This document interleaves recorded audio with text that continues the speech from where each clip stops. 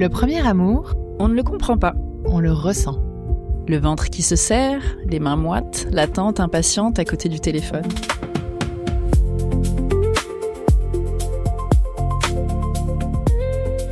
Je suis Marie-Charlotte, j'anime Crush, le podcast qui explore nos amours modernes sans naïveté. Et moi, Kitri, j'anime La Chose Étrange, le podcast 15-25 ans où on parle de sexualité et d'intime sans tabou. Elle, c'est l'éveil des sens que l'on n'ose jamais raconter. Et elle, c'est l'amour qu'on n'arrête jamais d'explorer. Le premier amour, c'est quand on découvre les deux en même temps, le cœur et le corps. Bienvenue dans Premier Amour, la série exceptionnelle proposée par Crush et La Chose Étrange. 6 épisodes, 6 premiers amours. Racontés à la première personne, comme des confidences. Je m'appelle Janelle, j'ai 21 ans et à l'époque, j'avais 16 ans quand j'ai connu mon premier amour.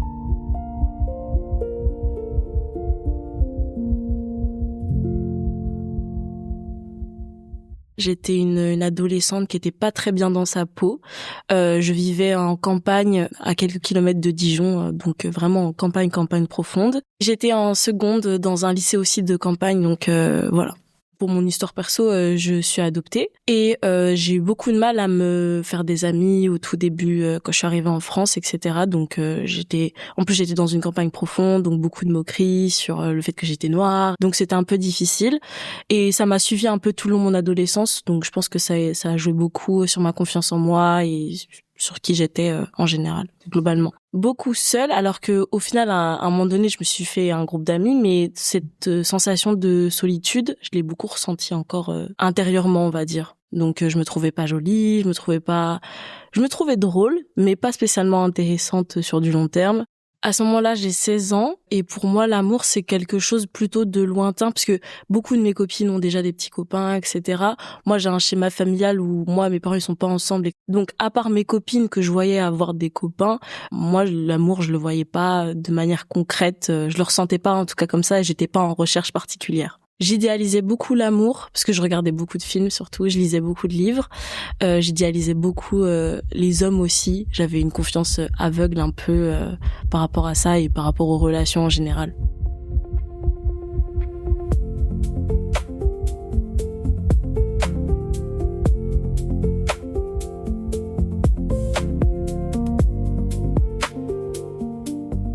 J'avais une amie à l'époque qui avait un grand frère et donc ce grand frère il avait 4 ans de plus que nous, 4-5 plus que nous et il avait aussi du coup d'autres amis et donc moi et cette amie et nos copines on se mélangeait beaucoup avec ses copains et il y avait un garçon qui s'appelait Clément que j'idéalisais beaucoup parce qu'il était un peu discret, en fait, il était un peu mystérieux, je pense que c'est surtout ça. Et la première fois qu'on s'est rencontrés, c'était un repas chez mon ami. Et c'est la première fois qu'il m'a parlé au tout début. Il m'a posé plein de questions, des questions que de base on ne posait pas trop. Et c'est la première fois qu'on s'est rencontrés. Donc je suis chez mon ami, à ce moment-là, on est tous à table et lui il rentre dans la pièce avec d'autres copains au frère de mon ami. Et au début je fais pas trop attention à lui, mais je suis quand même très intriguée parce que je le trouve plutôt mystérieux et intéressant et je veux le connaître entre guillemets. Je trouve qu'il est mystérieux puisque il est grand, il parle pas beaucoup, il rigole mais pas à tout non plus. Enfin, il fait pas beaucoup de bruit dans un sens où il se fait pas trop remarquer. Il veut pas qu'on voit que lui, etc. Je trouve que c'est séduisant parce qu'effectivement, il est plus âgé. Moi, comme je le disais, j'ai pas trop confiance en moi, donc je trouve que lui, il a beaucoup confiance en lui. Et le fait qu'il soit si à l'aise socialement, qu'il rentre dans la pièce et qu'il impose une forme de respect entre guillemets, je pense que c'est ça qui le rendait un peu mystérieux et un peu intriguant. Ce soir-là, lui, il va commencer à me parler, mais il va mettre une certaine distance puisqu'il est plus âgé. Il commence à me parler, mais c'est des questions banales Et moi, je l'écoute plus que je ne réponds en réalité. Et je suis très intimidée. Et c'est au fil du temps, on se revoit plusieurs fois chez mon ami, on se revoit chez d'autres amis. Même on va faire un rallye ensemble de voitures, donc on passe le week-end ensemble. Et c'est à une dernière soirée, je le vois arriver. Moi, j'avais un petit peu bu, pour être honnête. Lui, il avait un petit peu bu, etc. Et c'est à ce moment-là que là, on va dire qu'il y a eu un peu plus de feeling de son côté. Enfin, je l'ai senti de cette manière. Du coup, à cette soirée, il est tard, il y a plein de gens qui rentrent. Lui, il me dit qu'il est fatigué, parce que c'est une grande maison, là où habite mon amie. Il y a genre 6 chambres, c'est immense. Donc elle s'était bien entendue avec un ami de son frère, donc ils vont là-bas. Et ils nous laissent tous les deux dans le canapé. Et du coup, on se retrouve tous les deux. On parle encore de la pluie et du beau temps. Enfin, je trouve que c'est des conversations futiles, mais il fallait bien meubler. On parle, et puis après, il me dit, tu veux qu'on aille dormir ensemble? Et puis au final, on a dormi ensemble, j'ai dormi dans ses bras. Et c'est à ce moment-là que j'ai développé beaucoup d'attaches pour lui, et lui, j'avais l'impression qu'il m'appréciait plutôt bien. J'identifie pas ça comme de l'amour tout de suite. J'aurais même pas le nommer à ce moment-là. Juste, je suis bien avec lui et j'ai pas spécialement de mots pour décrire ce que je ressens à ce moment-là. Mais peut-être plutôt de l'admiration plus que de l'amour, en fait, avec du recul maintenant. Les premiers gestes qu'il va avoir, déjà le fait qu'on dorme ensemble, c'était quand même assez explicite. Mais on dort ensemble, on s'embrasse. Il me fait des petites attentions quand il passe d'une pièce à l'autre, quand il y a des gens. Mais comme c'était quelque chose qu'il voulait cacher, évidemment, vu qu'il était plus âgé que moi à ce moment-là, il est pas si démonstratif que je voulais. Enfin, je voulais qu'il soit plus démonstratif, mais il l'était pas. Mais il m'écrit souvent. Lui, il travaillait de nuit à l'époque, et moi, je dormais pas la nuit pour pouvoir parler avec lui. Mais voilà, je le vois à travers tout ça, les petites attentions et les messages qu'il me porte souvent. Le premier soir où on a dormi ensemble, on s'est pas embrassé, on a juste dormi ensemble et moi je suis rentrée chez moi après. Mais c'est un autre soir où on a dormi ensemble, mais cette fois-ci parce que l'autre soir il y avait des gens dans la chambre. Mais il y a eu un soir où on a vraiment dormi que tous les deux et c'est là que effectivement on s'est embrassés. Et moi je m'y attendais pas du tout en fait. Encore une fois, j'étais un petit peu naïve. Je suis naïve, je pense que juste il m'apprécie bien, qu'il dort avec moi, mais que je pense pas qu'il veuille plus à ce moment-là. Et finalement, tout compte fait, il m'embrasse et il me prend dans ses bras et plein d'attention et je me sens comme j'aurais jamais pensé plaire à quelqu'un comme lui qui avait l'air si détaché de tout le monde, pas trop l'air de s'intéresser à des filles, ou alors s'il s'intéressait, c'était des filles qui avaient rien à voir avec moi. Là, à ce moment-là, je me dis moi je plais à ce genre de mec. Donc c'est ça que j'ai ressenti pour notre premier baiser. Je me sens bien, c'est un sentiment je me sens apaisée, je me sens bien, je me sens même un peu puissante. Un peu femme puissante à 16 ans. Je me sens un peu puissante à ce moment-là.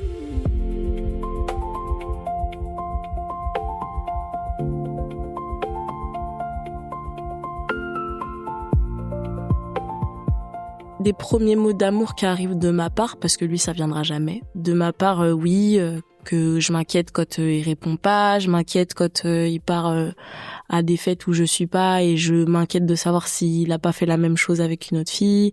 Mais des mots d'amour, en fait, je pense que déjà je lui ai jamais vraiment avoué que j'étais à ce point-là amoureuse de lui à cette époque-là. Et c'était beaucoup de pas de jalousie, mais de peur en fait. Et je le transmettais comme ça.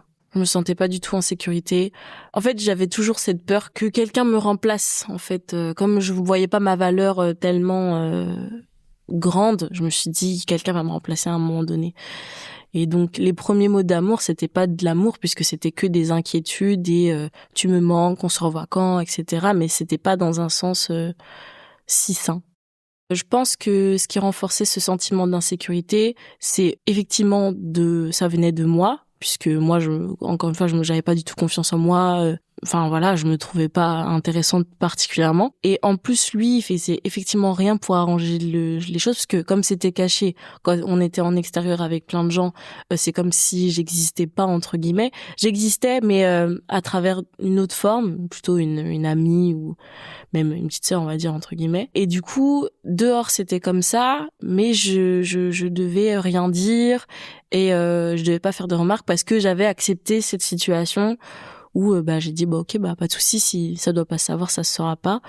Mais ça n'empêchait quand même que je me sentais pas en sécurité dans cette relation. Ça correspond pas vraiment à l'image que je me faisais de l'amour, mais à ce moment-là, je me le dis pas, en fait. Je me dis pas, ah oui, c'est vrai que c'est pas trop ce que j'avais imaginé. Juste, ça devient presque une obsession de savoir si il m'aime bien, s'il passe des bons moments avec moi, quand est-ce qu'on repassera un bon moment.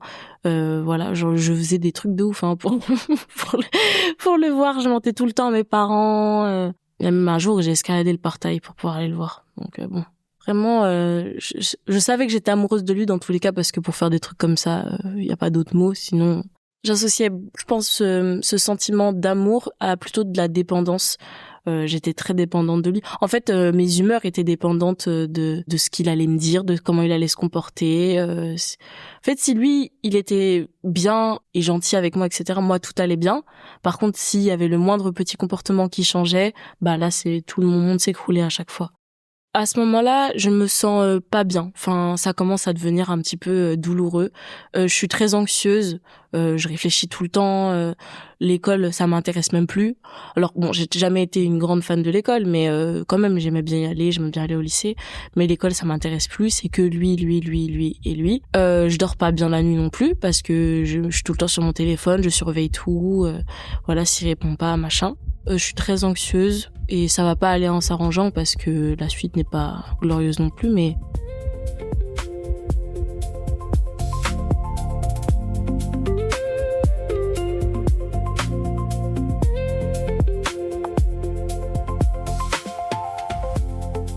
donc je suis à une soirée, lui aussi. J'avais des doutes sur une copine à moi qui parlait beaucoup avec lui à des fêtes. Je creuse pas à ce moment-là beaucoup. Et il y a ce soir-là où j'ai un vrai doute cette fois-ci. Et je vais fouiller le téléphone de mon ami puisque j'ai les codes de son téléphone. Et je trouve des dizaines de messages où il me dénigre, où il dit qu'il la préfère à moi, qu'il veut plus sortir avec moi, que voilà, que c'est qu'il a fait une erreur en s'engageant entre guillemets avec moi, etc. Donc je découvre tout ça et en fait je tombe un peu de haut quand même. Je dis rien, je continue ma soirée comme si de rien n'était. Et c'est plus tard, le lendemain ou le surlendemain, que je vais confronter ma copine à tout ça, où elle me dit que non. Je dis si, si, quand même, je vois bien. Et lui aussi me dit que lui ça s'est fait comme ça naturellement et que voilà, c'est comme ça. Que lui il a commencé à s'intéresser à elle, ça s'est fait naturellement et que moi je dois l'accepter, que c'est comme ça, que on peut rien y changer, voilà. Que ses sentiments ont dévié sur quelqu'un d'autre. Je ressens beaucoup de colère, surtout que le week-end juste après. En plus, c'était pendant les cours là, on avait 2 jours de cours par semaine, donc j'avais le temps vraiment de tout le reste de la semaine de bien réfléchir là. On appelle ça les télétravail, un truc du genre là. Et on refait une fête le vendredi chez une amie. On fête son anniversaire et ils sont hyper proches. En fait, ils se comportent exactement comme moi, ils se comportaient en privé, mais là, avec tout le monde autour, alors qu'elle a le même âge que moi. Donc, en fait, le problème venait sûrement de moi. Enfin, moi, dans ma tête, je me dis que le problème venait de moi, finalement. Et ils sont hyper proches, et toute la soirée, je suis très en colère, je fais que des allusions à tout ce qu'on a vécu, entre guillemets, pour que les gens le sachent. Je bois beaucoup, en plus, donc ça aide pas du tout. Je finis par pleurer, à être en larmes. J'ai l'impression que je me suis fait avoir, qu'on s'est moqué de moi, que lui il a joué un jeu, que en fait oui, j'ai plein de sentiments en même temps parce que je l'aime toujours en fait malgré ça. Je l'aime toujours, j'aime toujours la personne qu'il est. Donc je suis juste très très triste. Et je sais même pas quoi faire de toute cette tristesse en réalité, parce que je suis très triste mais très en colère et très anxieuse. Et ah oui, pourquoi si, mais est-ce que si j'avais fait comme ça ce serait mieux comme ça, et si j'avais fait comme elle à ce moment-là ça aurait été comme ça. Beaucoup de si j'avais fait, voilà. Pour arriver à passer à autre chose, je vais mettre beaucoup de temps parce qu'on a le même cercle d'amis, donc on se voit tout le temps. Moi je le vois tout le temps avec ma copine, ma copine anciennement du coup. Il est hyper, en plus horrible parce qu'il est hyper attentionné avec elle. Donc encore une fois, ça en remet un coup sur ma confiance. Et moi, je l'aime toujours. Et il y a des temps en temps où il revient un peu vers moi. Donc du coup, je me dis, il y a de l'espoir. Il y a un peu d'espoir. Et du coup, ça me permet pas du tout de tourner la page parce qu'il sonne le chaud, le froid, le chaud, le froid. Il y a même un soir où on redort ensemble. Enfin voilà quoi. Donc hyper difficile de passer à autre chose les 2 premiers mois. En fait, moi, je voulais pas coucher avec lui. J'avais pas envie de faire ma première fois avec lui, ça me terrorisait, etc. Et en fait, tout le long, moi, je l'ai toujours dit non, j'ai toujours dit non. Et dans ma tête, je me suis dit, c'est parce que on n'a pas couché ensemble que il est allé voir ailleurs. Donc du coup, je me suis conditionnée à me dire que si un jour il me redemande qu'on couche ensemble, il faut que je le fasse parce que moi, je veux qu'il m'aime. Et vu que je l'aime, je veux qu'il m'aime, en fait. Donc il y a eu plein de fois où il sonnait le chaud, le froid, le chaud, le froid. Et donc c'était hyper difficile et puis oui, enfin il a rajouté encore une cerise sur le gâteau puisqu'il a couché avec une autre de mes copines encore. Donc ouais, vraiment je me suis sentie vraiment ma confiance en moi vraiment à zéro, l'estime de moi-même n'en parlons même pas parce que moi je le voyais je le mettais sur un piédestal, il m'intéressait, il était drôle, il était intelligent, il était mature, blablabla et puis en fait moi finalement j'étais pas ce que je pensais à ses yeux. Enfin voilà. Je remonte la pente difficilement, hein, très difficilement. Après des mois, je rencontre un autre garçon, mais lui aussi, du coup, il en prend plein la poire parce que je suis traumatisée de l'autre là. J'arrive pas à lui faire confiance. Et puis en plus, je le rencontre, mais je l'aime pas vraiment. Je le rencontre, j'essaie de me persuader que j'ai un nouveau copain, que lui, il est gentil avec moi. Il est vraiment gentil pour le coup avec moi cette fois-ci. Hein. Et moi, j'arrive pas à l'aimer comme je devrais l'aimer parce que ma tête est ailleurs, en fait. Puisque lui aussi, c'était dans le même cercle d'amis. Donc, dès qu'on se voit tous ensemble, j'ai plus les yeux sur Clément que sur mon copain actuel. Donc, c'est hyper difficile. Ça se mélange beaucoup dans ma tête entre l'amour sain qui m'est proposé, qui m'est offert. Cette fois-ci, on me tend les bras sur quelque chose que j'idéalisais en plus au tout début. Et quelque chose qui n'est pas du tout sain, mais que je veux absolument. Je mets du temps à me remettre mon cerveau dans le bon ordre, entre guillemets. Mais ça dure vraiment, je pense, jusqu'à 5-6 mois, hein, comme ça.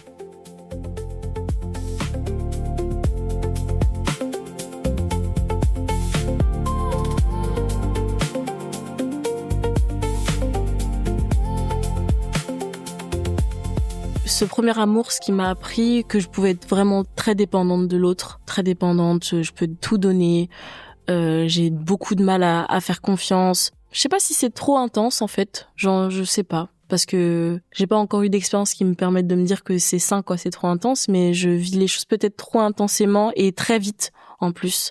J'ai tendance à vite me faire des films, donc voilà, c'est comme ça m'a appris que je pouvais aller peut-être un peu trop loin des fois. Aujourd'hui, de ce que je pense de l'amour avec les autres expériences qui se sont ajoutées à ma vie, elle est un petit peu dégradée quand même parce que on m'a beaucoup quand même à la suite de tout ça on m'a encore menti, ça a été compliqué. L'amour ça peut être vraiment passionnel et beau et explosif mais si c'est à sens unique déjà c'est vraiment douloureux. Moi je l'ai senti vraiment comme ça parce que j'étais seule à vivre ce truc là. C'était pas lui est fou amoureux de moi et moi je suis fou amoureuse de lui et juste on n'arrive pas à s'entendre, on n'arrive pas à s'accorder sur quelque chose. C'est moi je cours après quelque chose et je suis amoureuse mais seule. Donc je suis seule avec mes sentiments, seule avec mon anxiété et c'est encore un peu à l'heure actuelle sur certaines de mes relations. L'amour quoi, c'est à sens unique, je le vois comme quelque chose de vraiment difficile à gérer en tout cas. Je pense que l'amour réciproque est possible, mais même je pense dans ce sens-là aussi il faut savoir de ce que je retiens et de ce que j'arrive à faire comme conclusion, c'est quand même ne pas s'oublier soi-même. J'ai l'impression que moi j'ai tendance vraiment à m'effacer, je vis que pour la personne et même quand c'est réciproque hein, je vis que pour la personne et comme je disais, c'est elle qui fait la pluie et le beau temps. Et même quand c'est réciproque, faut quand même garder une part d'amour pour soi aussi et pas que pour la personne. Enfin, c'est ce que je pense en tout cas. J'arrive à changer des choses au fil du temps parce que je commence un peu à grandir et un peu à mûrir. Donc j'essaie de prendre les conseils et ce que la vie me montre. Donc il y a un moment donné, il faut ouvrir de temps en temps les yeux. Mais c'est pas évident parce que le schéma, quand il se construit, quand les fondations sont aussi solides sur comment je me vois, comment je vois l'amour, comment je suis méfiante maintenant aussi. Je suis méfiante, je peux paraître froide. Donc j'essaye de m'ouvrir, d'être un petit peu plus indulgente et de quand même avancer sur certains trucs, mais c'est difficile. C'est pas tous les jours tout le temps, c'est pas tous les jours pareil. J'ai beau donner de grands conseils à mes copines et penser que, mais moi-même je les applique pas vraiment, donc mon idéal amoureux a complètement changé. Je vois plus du tout la magie, etc. Je vois les choses qui peuvent être saines et bien équilibrées, ça y a pas de souci. Mais je vois plus les choses comme quelque chose de merveilleux et de pas sans souci, mais je voyais un peu les choses comme ça, quoi. Une petite dispute et c'est fini, on n'en parle plus. Maintenant, j'arrive à voir que ça peut être compliqué. Mais ça peut être bien aussi, mais voilà. Aujourd'hui, j'aimerais, dans mes prochaines relations, effectivement, aller faire des schémas qui sont plus sains et plus apaisants, surtout, moins anxiogènes et plus faciles à vivre. J'aimerais me laisser porter par la relation et aussi me laisser porter moi-même sans me poser la question de savoir si c'est bien ce que je fais, etc. Donc, je me doute que ça doit être possible. Mais en tout cas, c'est ce que j'aimerais, quelque chose de plus doux et de plus agréable. Si je pouvais rencontrer la personne que j'étais à 16 ans, lui dire que tu es très bien comme tu es très marrant, tu es très jolie. C'est pas quelqu'un ou une relation qui définit ce que tu es pour toute la vie. Tu vas rencontrer d'autres gens aussi qui vont beaucoup t'aider. Et même toi-même, tu vas à un moment donné réussir à voir quand même ta valeur. Moi, je me souhaite déjà d'être peut-être moins en colère parce que ça prend quand même de la place, la colère. C'est de l'énergie dépensée inutilement pour quelque chose qu'on s'en fout en plus maintenant, mais donc être un peu moins en colère, j'aimerais pour plus tard. Et je me souhaite aussi d'être moins anxieuse et en fait je me souhaite du positif. En fait, j'ai tellement bien identifié les soucis que je pouvais avoir sur la confiance que j'ai, sur mes histoires passées, notamment celle-là qui m'a vraiment beaucoup fragilisée, que j'ai les clés en main entre guillemets pour me souhaiter de bonnes choses. Donc je souhaite de pouvoir un jour les utiliser. Voilà. Je crois plus en ce modèle parfait, mais je crois toujours en l'amour. Je crois toujours qu'il y a quelqu'un quand même qui est pas là pour combler quelque chose, mais qui est là pour nous. Donc oui, j'espère un jour trouver et je pense que je trouverai l'amour.